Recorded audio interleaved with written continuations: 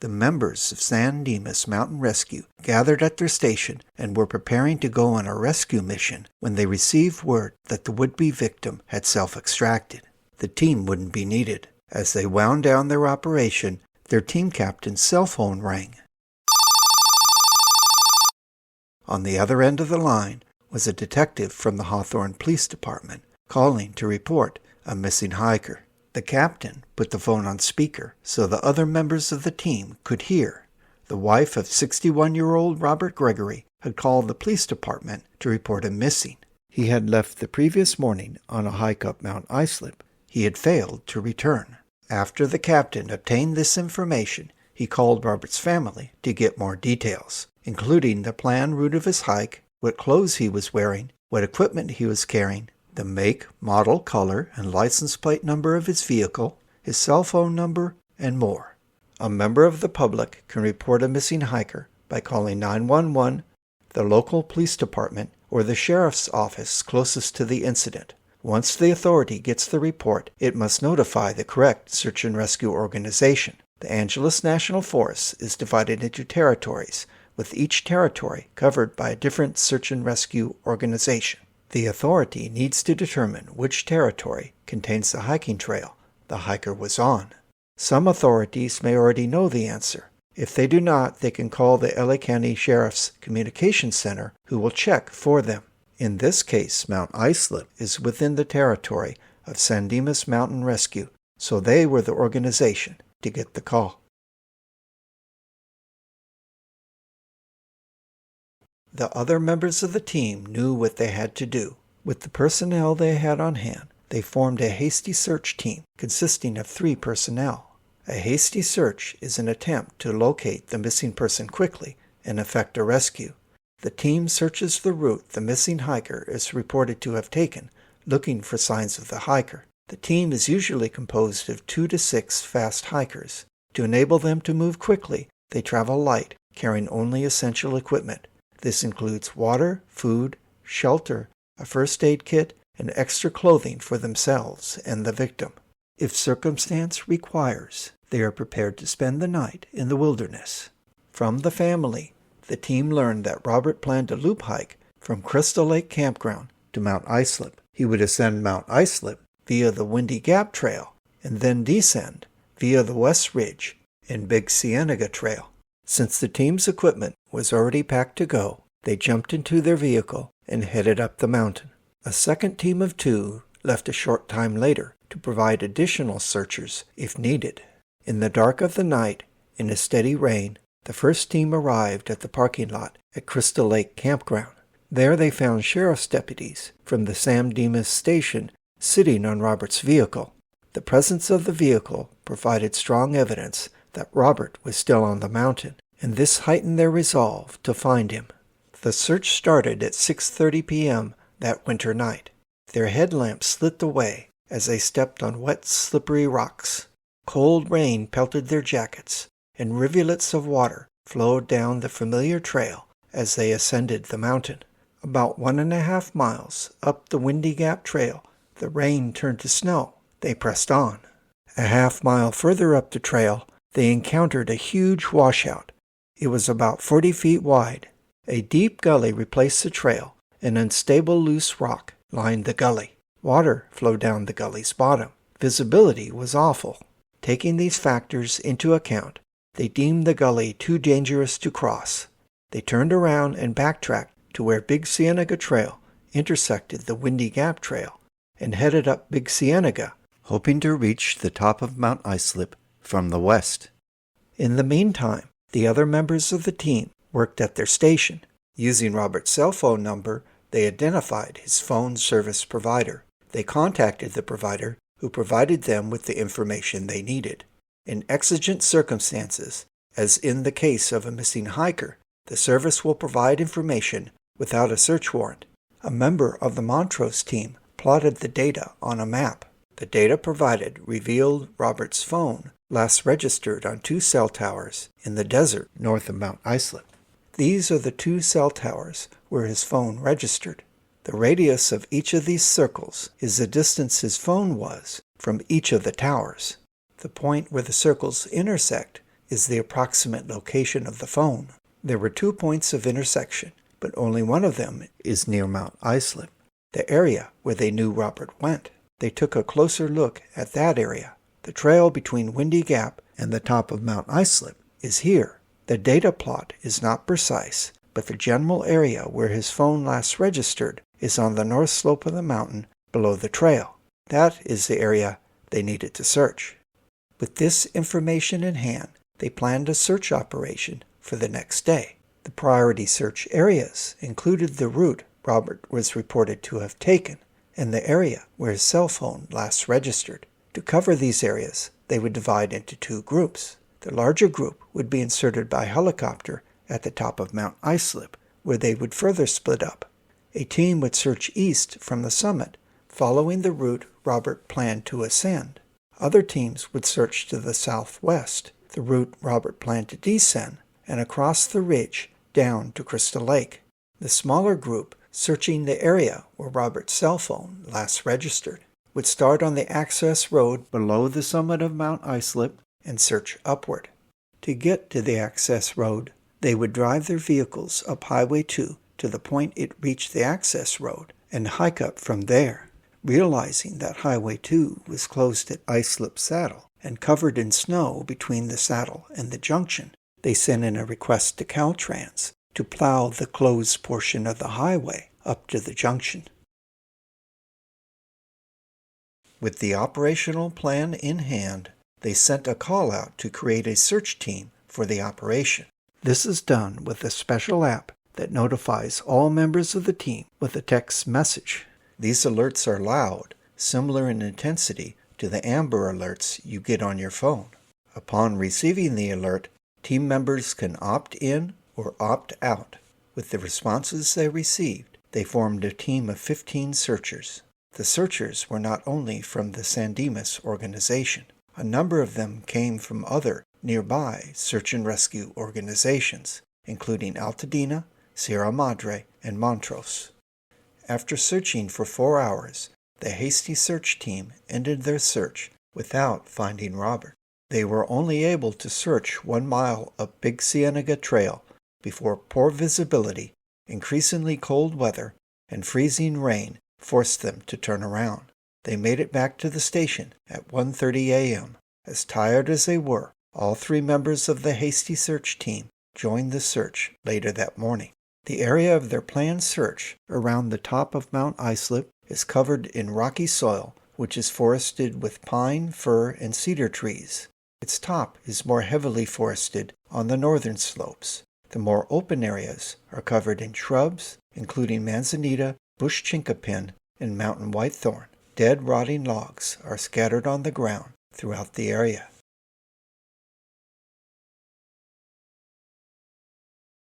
The next morning brought poor visibility, preventing the use of the helicopter. As an alternative plan, the group that would have been inserted by helicopter drove to Crystal Lake Campground and Crystal Lake. From there, they divided into smaller teams, searching up the Windy Gap and Big Cienega trails, and up the Islip-Wawona Trail. The second group followed the original plan, hiking up from Highway 2 and searching a prominent gully on the north slope. One team searched Little Jimmy Campground. What the searchers found was a winter landscape. The rocks, shrubs, and rotting logs were buried under a thick layer of snow. Only trees poked up through the snow. They could not find any clue to Robert's whereabouts. The fresh snow concealed the evidence. This made it difficult for the searchers. The searchers on the north slope resorted to looking for raised areas in the snow that could suggest a person buried beneath. They investigated these aberrations with their avalanche probes, and in a few cases dug down through the snow to see what was underneath. They found only rocks. Having only searched half a day, high winds, blowing snow, and poor visibility forced them to stop. Their searches were incomplete. The next day, Monday, a storm passed through the area, dumping more snow at higher elevations. The storm precluded search operations. Remember Timothy Staples from my previous program and the first priority of rescuers. They used this time to plan a search operation for the next day.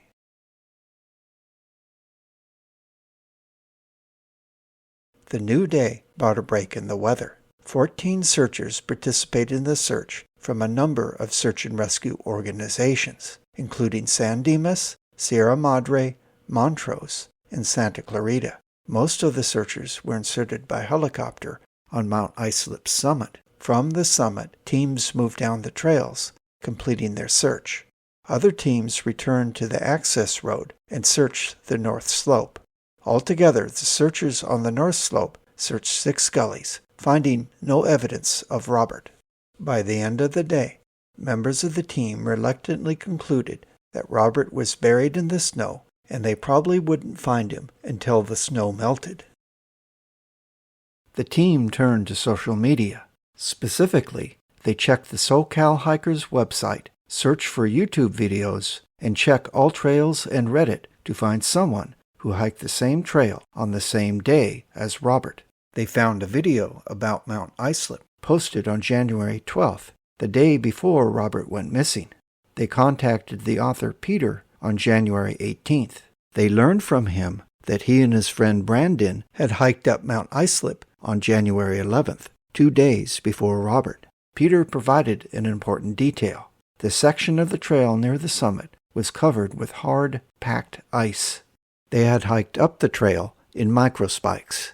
At the summit, they both recognized that the trail was too dangerous to descend wearing only microspikes, and after discussing the matter, they agreed to hike down the south side of the summit where there was no ice. It is worth noting that no new snow fell between the day Peter and Brandon hiked up the trail and the day Robert hiked up the trail. In contrast, search and rescue did not see this ice sheet because by the time they arrived 2 days after Robert, a storm had dumped a new thick layer of snow over it, hiding it from their eyes. The icy trail made it a likely place to fall, and if Robert had fallen there, he would have fallen down the north slope of the mountain. This is the same area indicated by the register data from his phone. A search of the AllTrails website revealed that Robert posted detailed documentation of his hikes. On his public post from December 30, 2022, which was 2 weeks before he went missing, he wrote that he put on new microspikes for the first time. To the search and rescue team member performing the search, this suggested that Robert only recently started using microspikes. This would mean that, although Robert was an experienced hiker when hiking in areas free of snow and ice, his experience in snow and ice terrain is limited.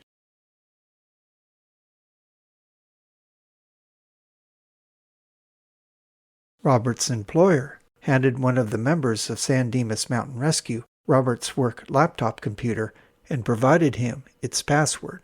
Since the computer belonged to the company, they had the authority to permit its search. The team member found no evidence suggesting that Robert intended to disappear. There is nothing to indicate anything nefarious. A crime analyst from LA County Sheriff's Homicide took a second look at the cell phone data. The analysts concluded the phone was possibly located on the northwest slope of Mount Islip. The team was skeptical of the reanalysis, but made plans to search the area with drones. This search was conducted using drones and a helicopter on February 5th. In the end, as we will see, the original analysis was more accurate.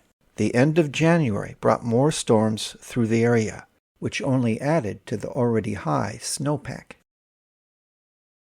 On February 3rd, 4 searchers started from Islip Saddle on Highway 2 and climbed to near the summit. They did not find any sign of Robert and described their ascent as arduous and technical. During their descent, they took the added precaution of roping themselves together. This proved fortuitous, as they experienced a total of 4 falls during the descent. In 2 of these incidents, the person falling managed to self-arrest. In the other 2, another member of the team successfully arrested the fall. To give you an idea of how this works, if a person falls, they shout, "Falling!" and the other members of the team immediately drop to the ground. They dig in their ice axes and crampons and brace themselves for the heart-stopping pull of the rope.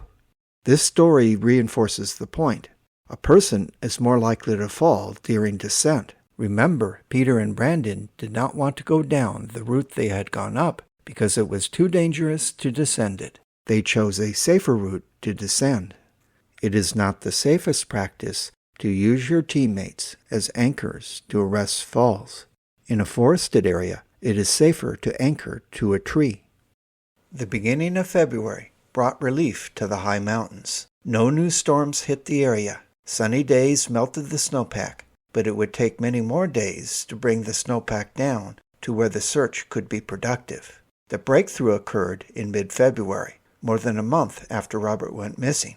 West Valley Search and Rescue had used RECO technology in their search for the missing actor Julian Sands. Although this search was unsuccessful, San Dimas Mountain Rescue thought they could try the technology to find Robert. RECO is similar to radar in that it transmits an electromagnetic pulse that is reflected back. The difference between RECO and radar is that RECO uses a special reflector that doubles the frequency of the received signal and reflects this signal back to the detector. This requires the person to wear the reflector. Ski resorts started using RECO technology in the 1980s to locate avalanche victims. It has the ability to detect a reflector through 65 feet of packed snow. Its ability to detect through the snow made it a potential game changer. Unfortunately, neither Julian nor Robert was known to carry a RECO reflector. Yet all hope was not lost. Certain everyday electronic devices can reflect a RECO transmission. These are weaker secondary signals, but they can be detected. These potentially reflective devices include cell phones, key fobs, radios, LED headlamps, satellite communication devices, the EMV chips in credit cards, and more.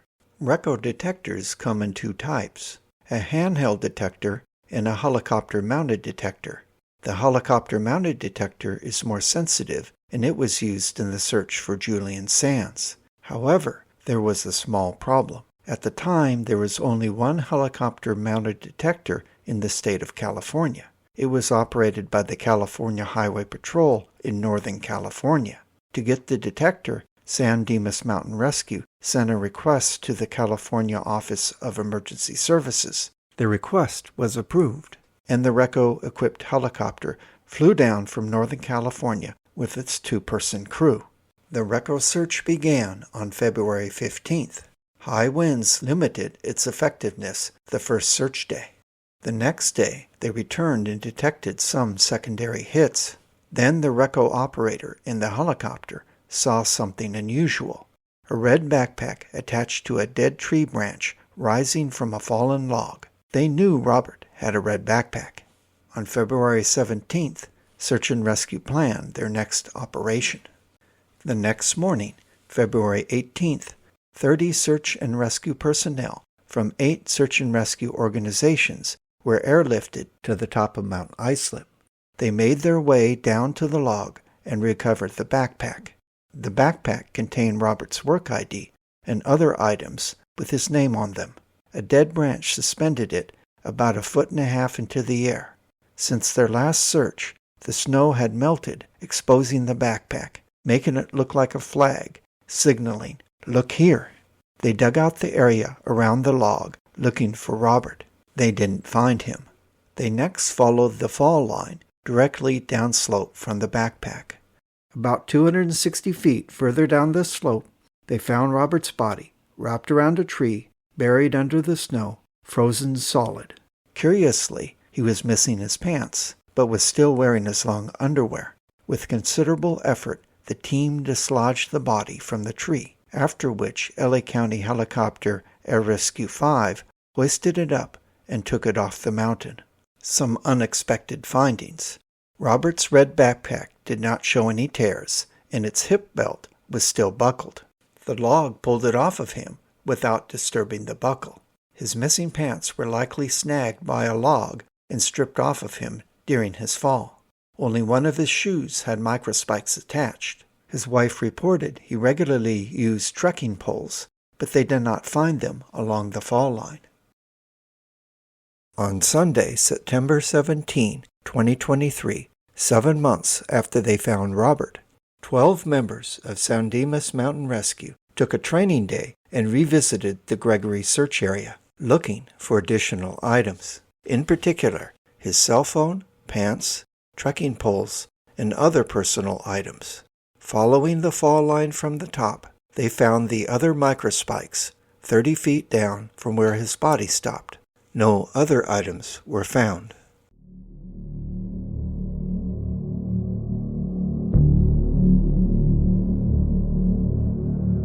On external examination, Robert's face sustained significant injuries. The skin on his upper mid-forehead was lacerated and pulled outward, exposing the underlying skull. We know that a dead branch on a log stripped his backpack off of him. I am suspicious that this same branch, or a similar one, created the scalp injury. He had a chin laceration. He had multiple contusions and abrasions over his face. These injuries were largely confined to his face and scalp. He had contusions and excoriations over his abdomen, back of his arms, and on his legs. He had multiple lacerations of his right hand, right knee, and right calf. His left upper thigh showed an open fracture of his left femur. This means the bone broke through the skin. He'd hit his thigh on something during the fall. On internal examination, he had a nasal fracture, hemorrhage of his left scalp and left temporalis muscle. He had subarachnoid and intraventricular hemorrhage. With Timothy Staples, we also saw subarachnoid hemorrhage. As I stated in his case, blood vessels on the surface of the brain nourish the brain. The arachnoid mater covers the brain, and those blood vessels, like a plastic wrap, impacts to the head can cause those blood vessels to leak, which results in blood under the arachnoid mater. This type of hemorrhage is common with closed head injuries. We are going to see it in future cases as well. He had anterior neck and posterior esophageal hemorrhage. Additionally, he sustained a cervical spine fracture with a grossly intact cervical spinal cord. Unfortunately, the report does not specify which cervical vertebra was fractured. My guess is that it was one of the lower cervical vertebrae. I say this because the cervical fracture probably caused the posterior esophageal bleeding, and only the lower cervical vertebrae are adjacent to the esophagus. He had multiple bilateral anterior and posterior rib fractures with associated intercostal hemorrhage. Intercostal hemorrhage is blood in the tissues between the ribs. The diagram you see is to illustrate the fractured ribs. I do not know which ribs were fractured because the report did not specify this information. His heart did not show any clots in his coronary arteries. With this, we can say that his fall was not caused by a heart attack. He had multiple contusions of both of his lungs. No lung lacerations. He had extensive mediastinal hemorrhage, left hemothorax with approximately 500 cc's of liquid and frozen blood. For reference, 500 cc's is considered a medium-size hemothorax. I expect that the hemothorax arose from the left fractured ribs piercing the lining of the chest cavity, that is, the parietal pleura. The resultant opening allowed the blood between the ribs to drain into the chest cavity. He had mesenteric fat hemorrhage. The mesentery is a broad band of tissue that connects the intestine to the body. It contains blood vessels and fat. Trauma can cause those blood vessels to hemorrhage. Robert sustained abdominal trauma. Remember, he was found wrapped around a tree. Coroner's cause of death, blunt force trauma, which was rapidly fatal. Manner of death, accident. Robert, with his scalp and subarachnoid hemorrhages, had significant head trauma. The trauma would knock him unconscious, and he would never wake up. His body was found wrapped around a tree.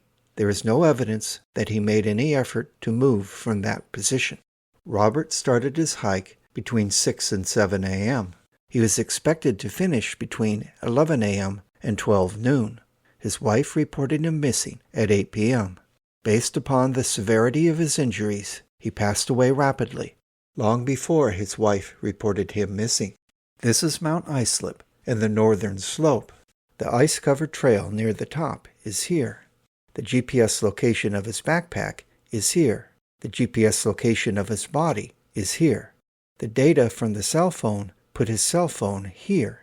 If you backtrack the fall line from his backpack, it puts Robert on the ice-covered trail. Robert fell from this ice sheet. Remember, a person is more likely to fall during descent. If we use probabilities, Robert likely fell descending the icy section.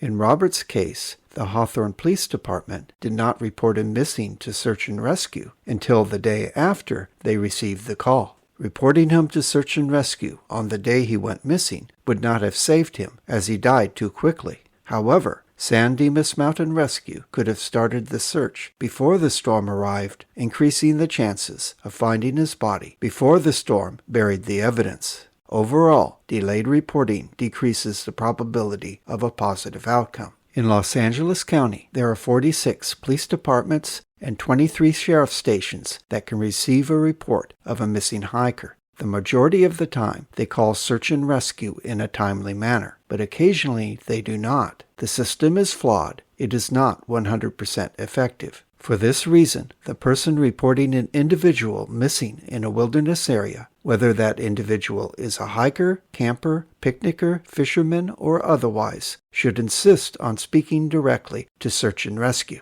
This will remind the authority to report the incident to search and rescue. If you are the reporting person, search and rescue wants to speak with you. They will ask you a series of questions. Be prepared to answer them. I have included a list of their potential questions in the description. After finding Robert's body, search and rescue reviewed their data from the first search of the northern slope. During the search, each of the searchers had a GPS tracker recording their movements. They noted that one searcher was within 40 feet of the location where they eventually found Robert's body. They did not see the body because it was buried in the snow. Several of the search and rescue personnel involved in the search and recovery attended Robert's funeral. At the funeral, Robert's sister Gail gave away Reco reflectors to anyone who wanted one. This brings up the question, does Reco have a role in the search for a missing hiker? Reco's use in finding avalanche victims is established. Its use in locating missing hikers is experimental. There are instances where it seems it would be useful. For instance, if Julian Sands and Robert Gregory had worn Reco reflectors, they could have been found much sooner. If Srinivas Makapati from my previous program had been wearing a Reco reflector, a Reco-equipped helicopter could have made several passes up each of the ice chutes, and if no reflection was detected, they would have extended the Reco search to other areas. This may have resulted in finding his body, and this would have completely eliminated the need to search the ice chutes manually. This means that search and rescuer Timothy Staples would not have been on the ice chute that ultimately claimed his life. In April of 2024, LA County Sheriff's Department acquired the use of a helicopter-mounted Reco detector. At this time, we have Reco technology readily available. For this technology to work, for this experiment to work, hikers need to carry a Reco reflector. I have been wearing a Reco reflector belt since October of 2023, and in 2024, I added a reflector to my backpack. In February 2021, Maria Tice went missing on Iron Mountain. She has not yet been found. If she had been equipped with Reco technology, I expect the chances of finding her would have increased significantly. Hopefully, in a future program, I will demonstrate Reco technology and show you important differences between Reco's use with hikers and its use with avalanche victims. Until next time, this is the Hiking Doc reminding you that it is your job to keep yourself safe. Watch this channel to learn how to keep yourself safe.